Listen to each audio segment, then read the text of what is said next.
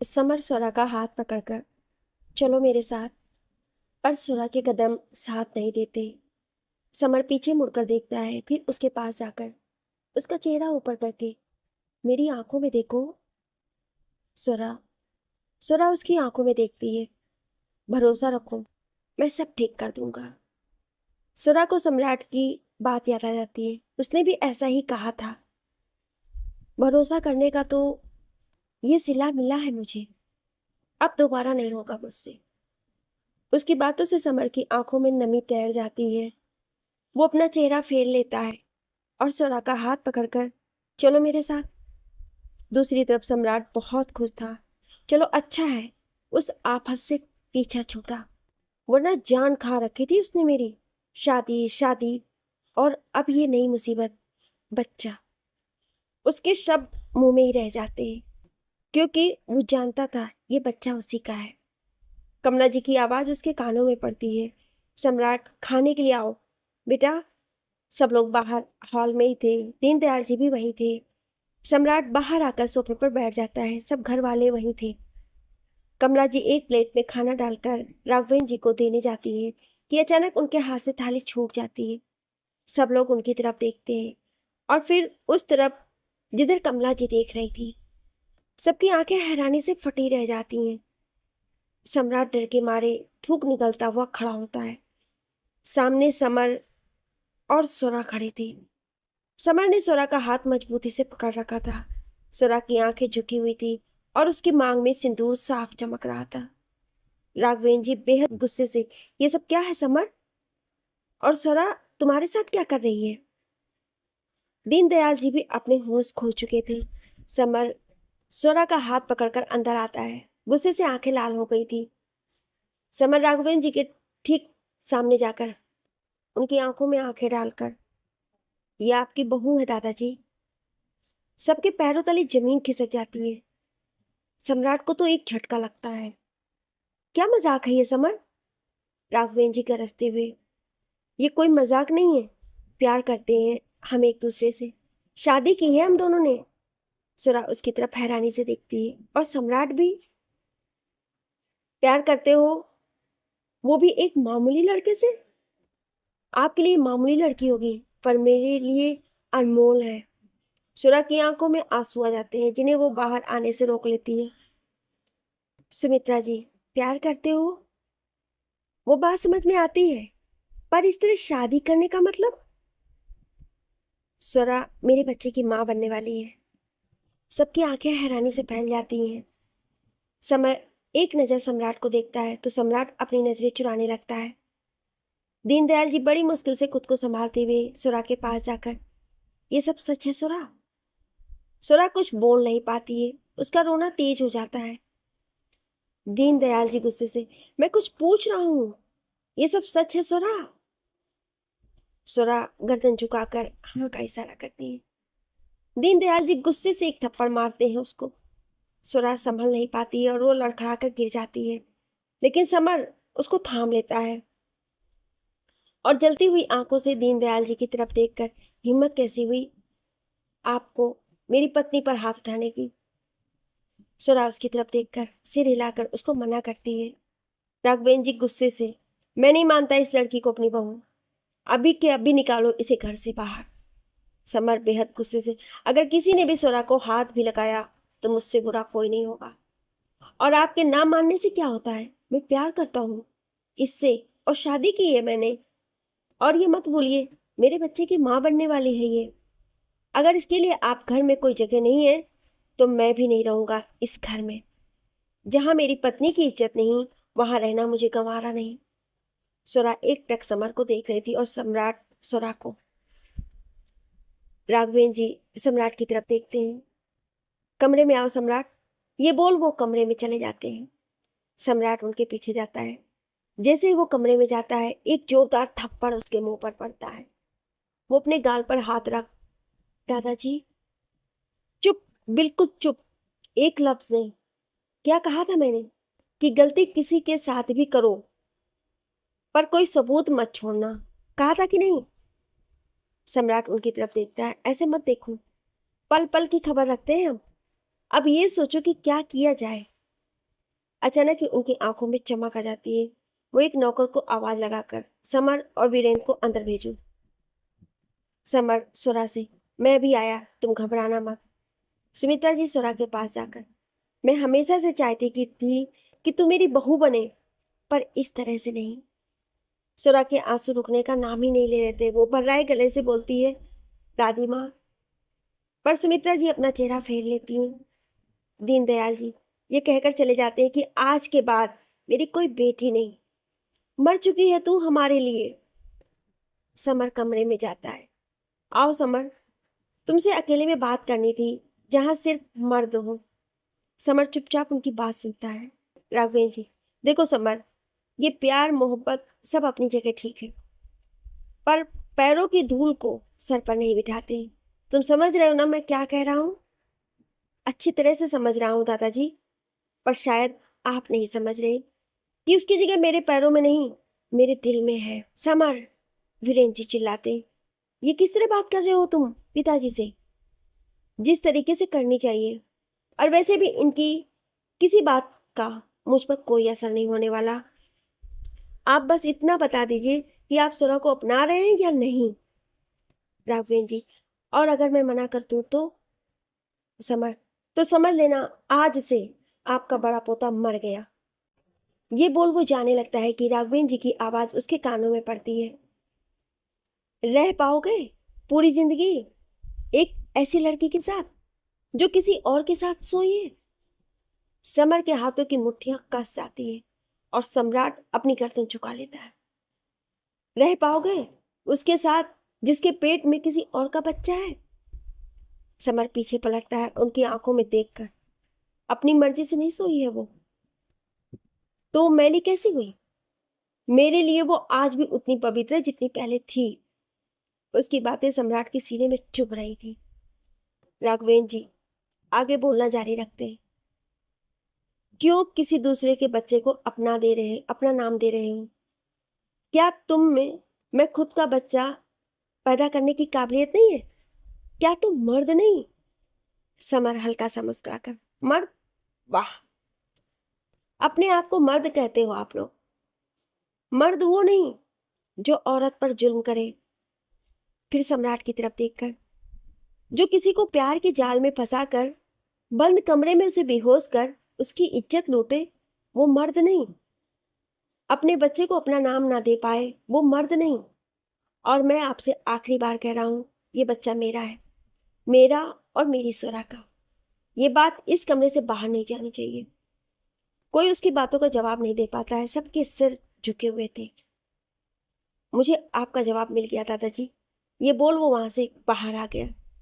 सुरा अब भी वहीं खड़ी थी। उसके पिताजी के शब्द उसके कानों में गूंज रहे थे। समर उसको उसके पास आकर, चलो सुरा, हम यहाँ नहीं रहेंगे। बाकी सब भी उसके पीछे आते हैं। सुमित्रा जी, तू चला जाएगा अपनी दादी को छोड़कर? समर, जहां मेरी पत्नी का कोई मान सम्मान ना हो, मैं ऐसी जगह नहीं रहना चाहता।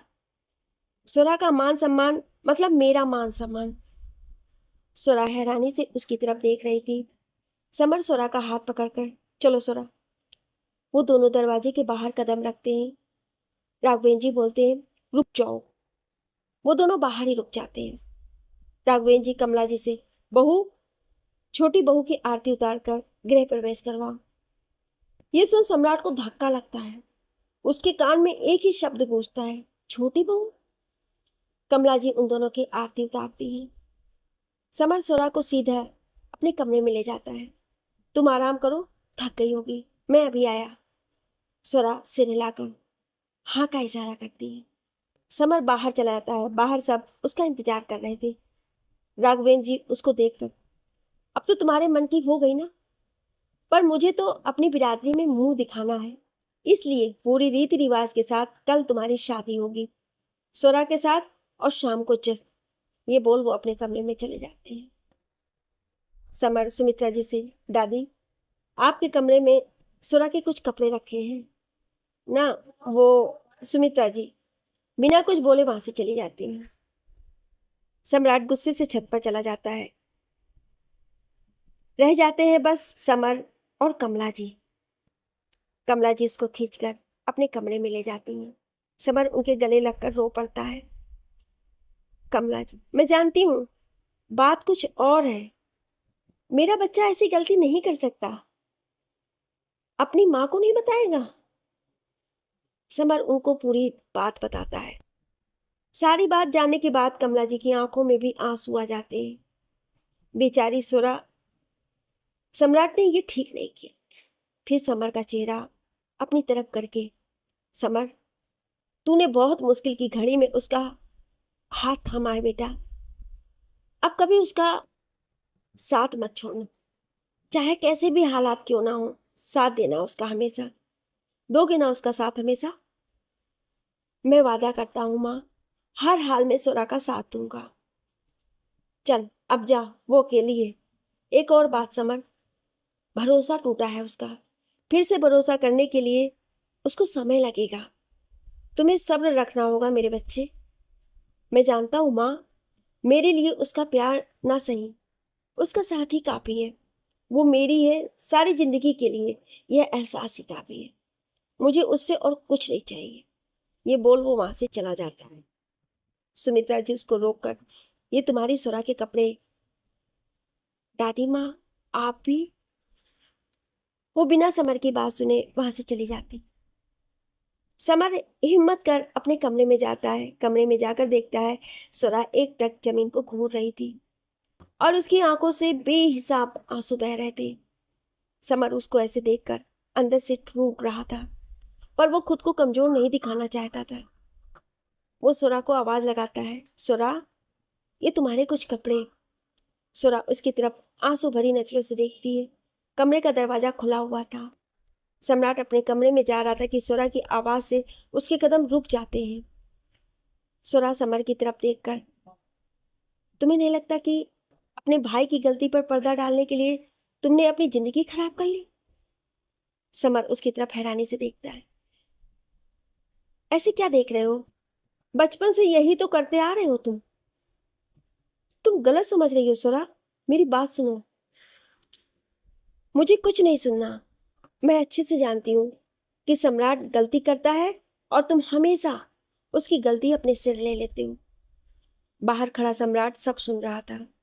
सुरा आगे बोलती है, पर इस बार तुमने अपनी जिंदगी खराब कर ली है। शादी तो तुमने मुझसे कर ली, पर मेरे पास तुम्हें देने को कुछ भी नहीं है। प्यार तो दूर की बात है, मेरे पास तुम्हें देने के लिए अपना भरोसा भी नहीं है। प्यार तो मैंने कर लिया और अब ये प्यार ना होगा दोबारा। सुरा के कहे शब्द समीर के दिल पर लग रहे थे और बाहर खड़े सम्राट के दिल पर भी, क्योंकि सम्राट जैसा भी हो, समर में जान बसती थी उसकी। समर, नहीं सुरा, तुम गलत समझ रही हो। मैं तो तुमसे, उसके शब्द मुंह में ही रह जाते हैं, वो मन में। क्या कर रहा है समर? अभी इस चीज के लिए सही वक्त नहीं है। वो पहले ही तुझे गलत समझ रही है और इस समय तूने ये कह दिया कि तू प्यार करता है इससे, तो ये यकीन नहीं करेगी। वैसे भी इंसान एक बार भरोसा टूटने के बाद दोबारा किसी पर भरोसा नहीं करता। चुप क्यों हो गए? जवाब दो। मुझसे शादी करके मेरे बच्चे को अपना नाम देकर तुमने जो मुझ पर एहसान किया है ना, वो मैं कभी नहीं भूलूंगी। पर इसका मतलब ये नहीं कि तुम मुझसे ये उम्मीद लगाओ कि मैं तुम्हारे उस घटिया भाई को माफ कर दूंगी। ये बोल वो अपने कपड़े उठाकर वॉशरूम में चली जाती है। समर की आंखों में आंसू आ जाते हैं। मन में, मेरी मोहब्बत को एहसान का नाम मत दो सरा। वो अपनी आंखें साफ करता हुआ कमरे से बाहर चला जाता है। जिसे सम्राट देख लेता है, उसके दिल पर चोट करने के लिए समर के आंसू ही काफी थे। वो अपने कमरे में जाकर अपना सर पकड़कर बैठ जाता है। उसकी आंखों के सामने समर की भीगी आंखें आ रही थी और कानों में सुरा के शब्द गूंज रहे थे। बस एक ही बात उसके दिमाग में घर कर गई थी कि मेरी वजह से मेरे भाई की जिंदगी खराब हो गई।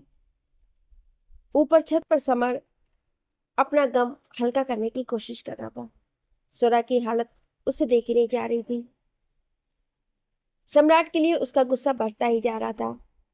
मैं तुम्हें कभी माफ नहीं करूंगा सम्राट। आज से मेरा कोई भाई नहीं।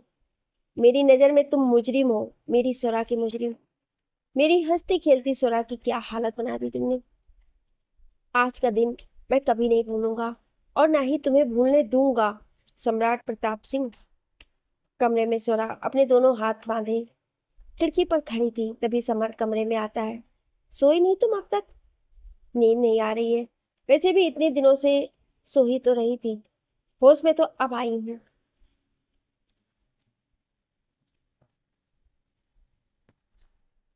समर उसके पास जाकर, सुरा चलकर लेट जाओ। ऐसे खड़ी रहोगी तो तुम्हारी तबीयत खराब हो जाएगी और तुमने कुछ खाया भी नहीं है। चलो। वो उसका हाथ पकड़ लेता है। सुरा अपना हाथ छुड़ाते हुए, तुम्हें मेरी फिक्र करने की कोई जरूरत नहीं है। समर वापस उसका हाथ पकड़ते हुए, जरूरत कैसे नहीं है? दिखावे के लिए तुम्हारा हाथ नहीं पकड़ा है मैंने, पूरे दिल से तुम्हें अपनी पत्नी माना है। सुरा एक टक उसकी आंखों में देखती है, ना चाहते हुए भी दो बूंद आंसुओं की टपक कर गालों पे आ जाती है। वो अपना हाथ छुड़वा कर चुपचाप जाकर लेट जाती है। समर कमरे में रखे सोफे पर लेट जाता है। नींद दोनों को ही नहीं आ रही थी, पर दोनों के बीच खामोशियों ने अपना घर बना लिया था। नींद सम्राट को भी नहीं आ रही थी। वो कब से अपने कमरे की खिड़की पर खड़ा सिगरेट सुलगा रहा था। बेचैनी कम होने का नाम ही नहीं ले रही थी उसकी। अभी तो बस चंद घंटे हुए हैं सुरा को घर में आए हुए, और सम्राट का सुख चैन सब छीन गया था। अगली सुबह राघवेंद्र जी की आवाज से सब लोग अपने अपने कमरों से बाहर आते हैं, बस सुरा को छोड़कर। अभी कुछ समय बाद पंडित जी भी आ जाएंगे शादी करवाने। किसी चीज की कमी ना हो, ध्यान रहे। अभी तक सुरा को इस बारे में कुछ पता नहीं था। बस यही बात समर को परेशान कर रही थी कि सुरा से बात कैसे की जाए। वो गहरी सांस लेकर कमरे में जाता है। सुरा नहाकर बाहर निकली थी। एक पल के लिए तो समर खो गया था मन में। कभी सोचा नहीं था कि यह हसीन पल भी मेरी जिंदगी में आएगा। अपने सुकून को मैं इतने पास से देख पाऊंगा। इतने में दरवाजे पर दस्तक होती है। कमला जी की आवाज आती है, सुरा बेटा उठ गई क्या? समर दरवाजा खोलता है। कमला जी अंदर आती हैं। सुरा आगे बढ़कर उनके पैर छू लेती है। जीती रहो, सदा सुहागन रहो और हमेशा खुश रहो। कमला जी के हाथ में कपड़े और गहने होते हैं। वो समर को बाहर जाने का इशारा करती है और फिर सुरा के पास जाकर, देखो बेटा, जो हुआ जैसे हुआ कोई नहीं जानता, पर अब तुम इस घर की बहू बन गई हो। मैं नहीं चाहती कोई मेरी बहू पर उंगली उठाए, इसलिए बेटा पूरी रीति रिवाज के साथ तुम्हारी शादी होगी समर के साथ। सुरा एक टक उनकी तरफ देखती है। चलो आओ, मैं तुमको तैयार कर दूं। वो सुरा का हाथ पकड़कर आईने के सामने बैठा देती है। सुरा उनकी किसी बात का जवाब नहीं देती है, बस किसी गुड़िया की तरह उनकी सारी बातें मानती रहती है। बाहर हॉल को पूरा फूलों से सजाया गया था। सम्राट एक कोने में खड़ा बस खाली आंखों से सबको देख रहा था। कुछ समय बाद समर आता है। सम्राट उसको देखकर उससे बात करने की कोशिश करता है। समर बीच में उसे हाथ दिखाकर रोक देता है और आगे बढ़ जाता है। पंडित जी आ जाते हैं। समर मंडप में बैठा था। कुछ ही समय में कमला जी सुरा को लेकर आती हैं। हल्का सा घूंघट किया हुआ था उसने, जिसकी वजह से उसके आंसू किसी को नहीं दिखाई दे रहे थे। कमला जी उसको समर के साथ बैठा देती हैं। सम्राट बस दोनों को देख रहा था। पंडित जी शादी की विधि शुरू करते हैं। न चाहते हुए भी सुरा की आंखें छलक आती हैं। आंसू सुरा के हाथ पर गिरते हैं, जिन्हें समर देख लेता है। किसी की परवाह किए बगैर वो सुरा के कान के पास जाकर, हिम्मत से काम लो सुरा, ये वक्त कमजोर पड़ने का नहीं है। मैं हूं तुम्हारे साथ हमेशा। सुरा कसकर अपनी मुट्ठी बंद कर लेती है और अपने आंसू वहीं रोक लेती है। कन्या की मांग में सिंदूर भरिए। सिंदूर भरने के लिए जैसे ही वो उसका घूंघट हटाता है तो नजरें ठहर जाती हैं सुरा के चेहरे पर। लाल जोड़ा सुहागन से तैयार हुई सुरा, झुकी पलकें। एक पल के लिए तो सम्राट की नजरें भी ठहर गई थी सुरा पर, लेकिन जल्द ही वो चेहरा फेर लेता है। समर उसकी मांग भर देता है। सुरा की आंखें अपने आप बंद हो जाती हैं। कुछ समय बाद शादी संपन्न हो जाती है। समर और सुरा सबका आशीर्वाद लेते हैं। राघवेंद्र जी शाम के जश्न की तैयारी करो, ये बोल वो बाहर चले जाते हैं। उनके पीछे वीरेंद्र जी भी। पर सम्राट के कदम वहां से नहीं हिलते। रह रह के उसकी नजर सुरा पर जा रही थी, जिसकी आंखें झुकी हुई थी। कमला जी समर से, बहू को खाना खिला समर। समर, हाँ माँ, इसने रात में भी कुछ नहीं खाया था। सुमित्रा जी सुरा को हल्का सा डांटती हुई, तू पागल हो गई है क्या? ऐसी हालत में भूखा कौन रहता है भला? उनकी प्यार भरी डांट सुनकर सुरा भावुक हो जाती है। वो सुमित्रा जी की तरफ देखकर, मुझे माफ कर दीजिए दादी माँ, मुझसे नाराज मत होइए। सुमित्रा जी उसका गाल थपथपाकर, चल पागल, तेरे से नाराज हो सकती हूँ क्या मैं? पगली, हाँ बस थोड़ा गुस्सा आ गया था कि तुम दोनों ने इतनी बड़ी बात मुझसे छुपाई। समर और सोरा एक दूसरे को देखते हैं। कौन सी बात दादी? समर पूछता है। दादी उसके कान खींचकर, यही कि तुम दोनों पसंद करते हो एक दूसरे को। ये सुन दोनों चैन की सांस लेते हैं। सुमित्रा जी की नजर सम्राट पर पड़ती है। अरे सम्राट, तू वहां क्या कर रहा है? इधर आ, हम सबके पास। सम्राट का नाम सुन समर और सोरा दोनों का चेहरा गुस्से से भर जाता है, पर सुमित्रा जी के सामने दोनों कुछ बोल नहीं सकते थे। सम्राट उन दोनों को देखकर, मैं यही ठीक हूँ दादी माँ। इतने में सुमित्रा जी को कोई बाहर बुला कर ले जाता है। कमला जी दोनों के लिए खाना लेने चली जाती है। रह जाते हैं बस सोरा, समर और सम्राट। समर, अच्छा लगा ये देख कर कि बिना गलती के भी तुम दादी से माफी मांग रही थी। सोरा समर की तरफ देखकर, जब तुम बिना गलती के सजा भुगत सकते हो तो फिर मैं क्यों नहीं? उसके शब्द सीधा सम्राट के दिल में चुभते हैं। समर एक टक सोरा को देख रहा था। इतने में कमला जी खाना लेकर आती हैं। चलो दोनों खाओ। समर, माँ एक ही प्लेट लाई हैं आप? कमला जी, अरे पति पत्नी हो तुम, अलग अलग थोड़े ना खाओगे। समर, पर माँ ऐसे कैसे? सोरा बीच में, कोई बात नहीं मैं खा लूंगी। उसकी बात पर समर चुप हो जाता है और चुपचाप खाने लगता है। कमला जी उसको रोकते हुए, पहले बहू को खिला। देख ऐसी हालत में तुझे बहू का पूरा ध्यान रखना है, चल खिला अब। समर एक निवाला सुरा की तरफ बढ़ा देता है। समर का हल्का हल्का हाथ कांप रहा था। सुरा उसका हाथ अपने हाथ से पकड़कर उसके हाथ से खा लेती है। सम्राट से बर्दाश्त नहीं होता है, वो उठकर वहां से चला जाता है। खाना खाने के बाद सुरा अपने कमरे में चली जाती है। सम्राट अपने कमरे में जाकर जोर से अपना हाथ दीवार पर मारता है। क्यों देख रहा था मैं उसकी तरफ? क्यों नजरें बार बार वहीं जा रही थी, जबकि कोई मायने नहीं रखती वो मेरे लिए? रात का समय, पूरी हवेली दुल्हन से सजी थी। राघवेंद्र जी ने कोई कसर नहीं छोड़ी थी कि किसी को भी बात बनाने का मौका मिले। सम्राट भी बाहर था। सोरा अपने कमरे में बेचैन सी घूम रही थी। इतने में दरवाजा नॉक कर समर अंदर आता है। तैयार हो गई सो? उसके शब्द बाहर ही नहीं आते हैं। सोरा को देख वो आंखें झपकाना भूल गया था। गोल्डन कलर की हैवी साड़ी, बालों का जूड़ा बनाकर उसे गजरे से सजाया गया, दुल्हन का पूरा श्रृंगार, हाथ में चूड़ियां। समर का दिल धड़क उठा था। समर को अपनी तरफ ऐसे देखता पाकर सुरा अपनी नजरें झुका लेती है। समर खुद को काबू में कर, चलो सुरा, बाहर सब इंतजार कर रहे हैं। सुरा सिर हिलाकर मना करती है, मुझसे नहीं होगा, बाहर इतने सारे लोग होंगे, मुझे घबराहट हो रही है। समर दरवाजा बंद करके अंदर आता है। सुरा को सोफे पर बिठाकर, लो पहले थोड़ा पानी पियो, अब मेरी तरफ देखो। सुरा उसकी तरफ देखती है। तुमने कोई गलती की नहीं ना? फिर तुम क्यों डर रही हो? जिसने गलती की है उसे सजा दो, दिखा दो उसको कि तुम कमजोर नहीं हो। अरे जब तुमने कोई गलती नहीं की तो तुम क्यों अपना मुंह छिपाकर घर में बैठोगी? जिसने गलती की है वो अपना चेहरा छिपाए। चलो थाम लो मेरा हाथ और बता सबको कि मेरी सुरा कमजोर नहीं है। याद रखो, मैं हर कदम पर तुम्हारे साथ हूं, कभी तुम्हें गिरने नहीं दूंगा। फिर उसका गाल थपथपाकर, अब चले? सुरा हाँ का इशारा करती है। दोनों बाहर आते हैं। साथ में चलते आ रहे दोनों बहुत ही प्यारे लग रहे थे। सम्राट अपनी धुन में बैठा था कि अचानक उसकी नजर समर और सुरा पर दोनों पर पड़ी, जो मुस्कुराते हुए चलकर आ रहे थे। दिल धड़क उठा था सम्राट का फिर से सुरा को देखकर।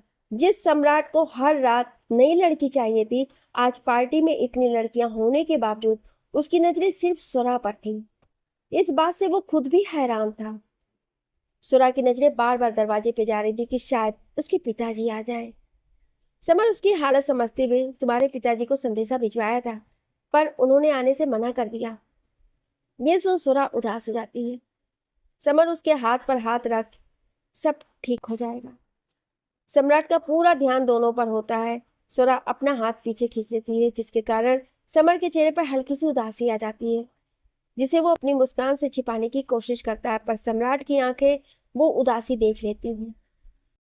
दोस्तों, अब आप बताइए, क्या सम्राट को सच में सुरा से प्यार होने लगा है, या ये सिर्फ उसका अहंकार है?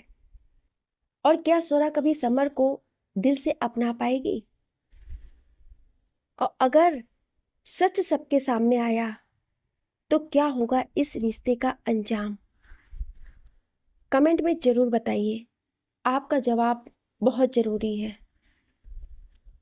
आपका एक कमेंट मेरे चेहरे पर मुस्कान ले आता है, और आपका एक लाइक मुझे और मेहनत करने की ताकत देता है। बस यूं ही अपना प्यार बनाए रखिए, ताकि मैं इस कहानी को हर दिन और जल्दी आपके दिल तक पहुंचा सकूं। Thank you.